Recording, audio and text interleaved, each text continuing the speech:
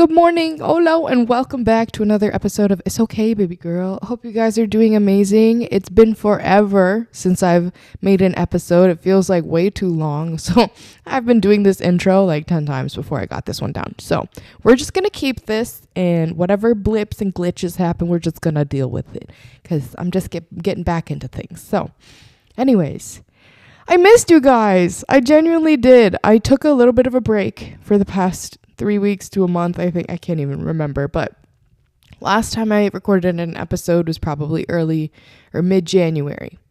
And after that, I kind of just had a lot going on and I wanted to take a break and focus on other things for a little bit, but I'm back and I missed you guys and I'm so happy to be here and I'm happy that you're here. And this episode is not really like a specific topic per se. It's just more of a life update and kind of just recent life lessons. Okay, so if you're interested in that, continue listening. If not, next week I will have another proper episode available for you guys. So anyways, let's get into it. Qu'est-ce que je vais te nommer? Je vais te nommer l'amour, l'amour tendre, l'amour qui chante doucement dans mon cœur.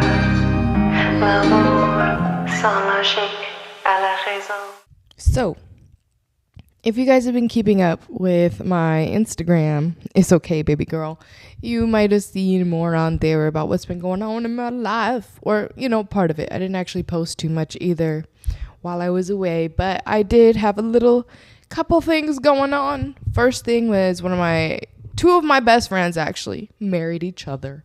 And that was such a bomb-ass wedding. I was so excited to be part of the bridal party and celebrate two people that I love so much and their love for each other. So I'm so grateful to have been a part of that experience and celebrate with everyone. And it's like one of the first weddings I've been to that's my friends getting married and not like a relative.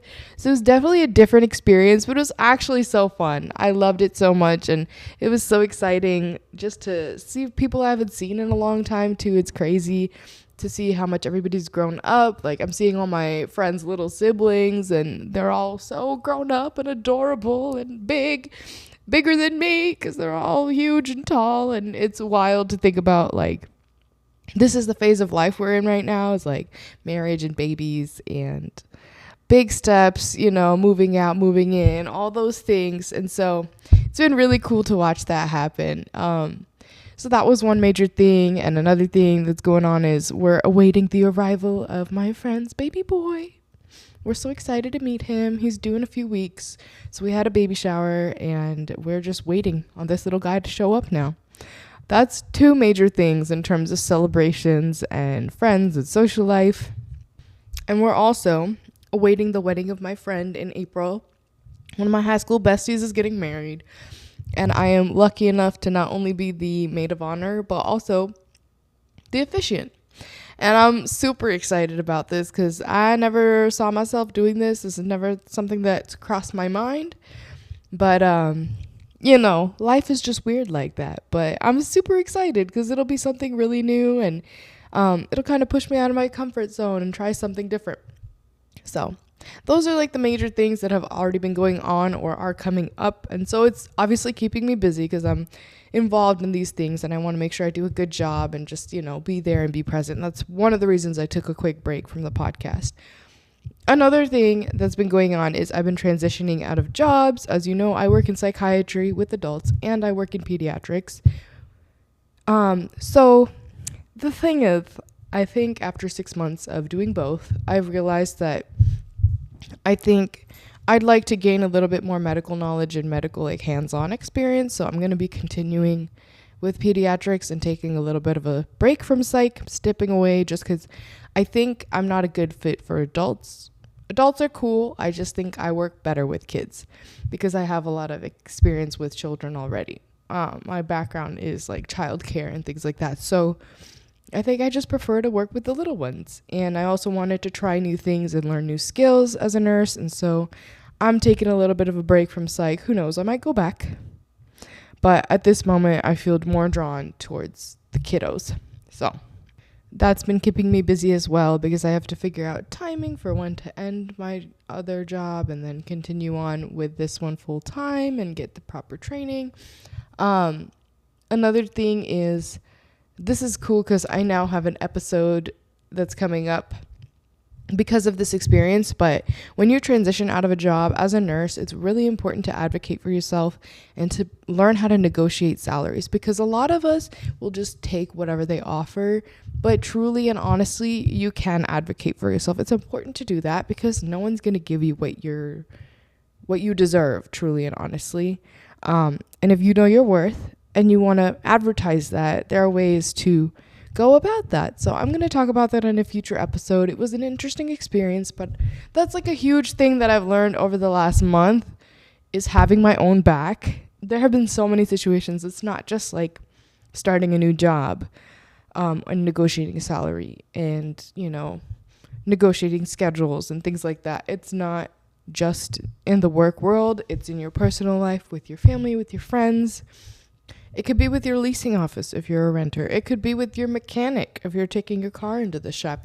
It can be in so many different situations where people will try to convince you of something or sell you something, and you have to have your own back to either get it your way, find a compromise, or defend yourself in situations where they are, coming at you in a way that is unwarranted. So we're going to talk all about advocating for yourself in a future episode. But that's just one thing I wanted to point out, is that that's a huge thing. I think that's the lesson the universe is trying to tell me right now is, girl, you need to speak up. I finally found my voice.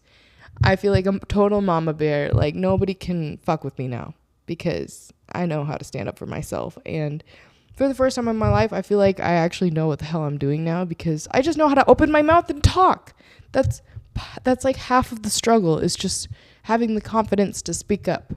So I'm grateful for the experiences I've had over the past month because it has definitely been molding me, and it's been rough, but it's been good because in the long run, I'm learning things that I need to learn at some point in my life. So that's a couple other things that have been happening, and I'm sure if you've seen anything at all recently on Instagram, it's that I just recently got a puppy.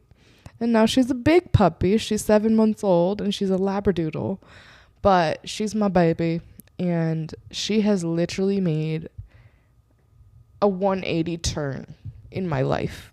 I feel like I started off the year with a bang. I was excited. I was motivated. I was ready to go. But I could tell that I was kind of getting overwhelmed. And it was catching up to me. All the things that I was doing and all the things that are happening, I could not keep up with all of it. So that's why I had to take a little bit of a break from the podcast and other aspects. Like, I didn't dance for like a whole month. I needed to take a little bit of a retreat and turn within myself and just reset. But I also realized that it was time to bring in a little bit of life as well into my home. Because I live by myself, obviously, and I love being alone, but I also am a very extroverted person, and I also like to see people, but obviously working night shift as a nurse can be very limiting, and seeing people at work is not the same as seeing your friends, seeing your family. It's different. And obviously everybody got different schedules, and, now you have to like plan to see people. You can't just, come home and there's people there.